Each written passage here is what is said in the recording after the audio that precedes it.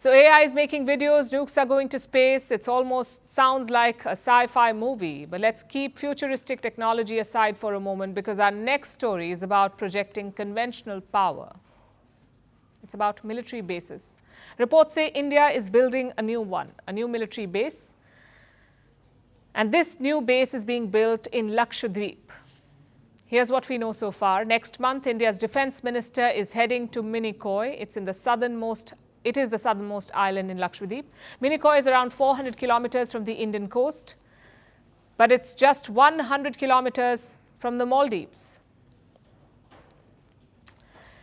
And the defense minister is not traveling alone. Reports say he's taking an armada. 2 carrier task forces will sail with him, the INS Vikramaditya and the INS Vikrant. Put together, that's around 15 warships. Once there, the defense minister will inaugurate the naval base. It's being called INS Jatayu. The plan is to station naval assets there. Airstrips are also in focus. A new one is being constructed in Minicoy Island, and the airstrip in Agati is being upgraded. Agati is also an island of Lakshadweep. It is located further north. Now, just to be clear, the Indian Navy has not confirmed any of these developments. So right now, it's all reports. But as they say, there is no smoke without fire. So what is the strategic goal here? Why is India militarizing Lakshadweep? Let's pull up the map first. Minicoy is located near the 9-degree channel. Think of it as a narrow water body. It's around 200 kilometers wide and 2,600 meters deep. This channel is a very busy trade route.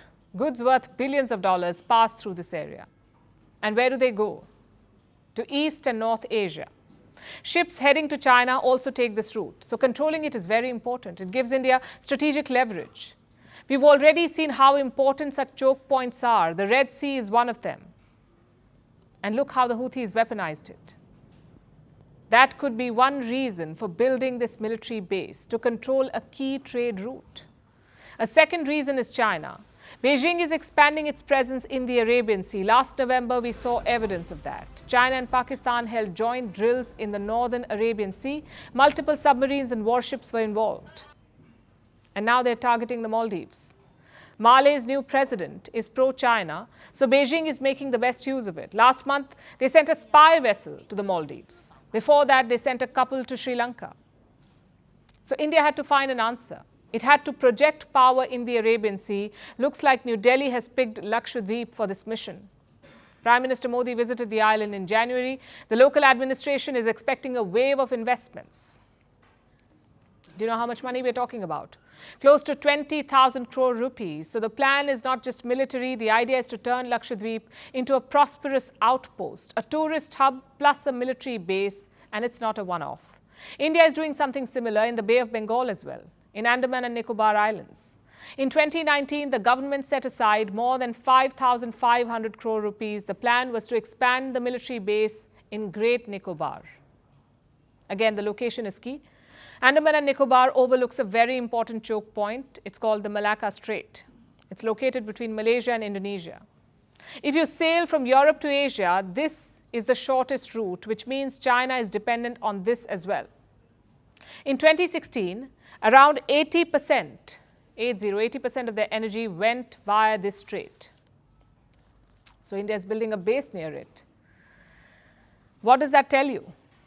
Broadly speaking, 2 things. Number one, India is fulfilling the strategic importance of these islands, both Lakshadweep and Andaman.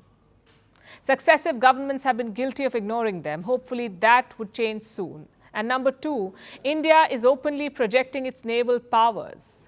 Last year, the Indian Navy held joint drills with the Philippines. And where did the drills happen? In South China Sea, in Beijing's backyard. And now a big naval base inauguration is on the cards. If reports are true, expect fireworks.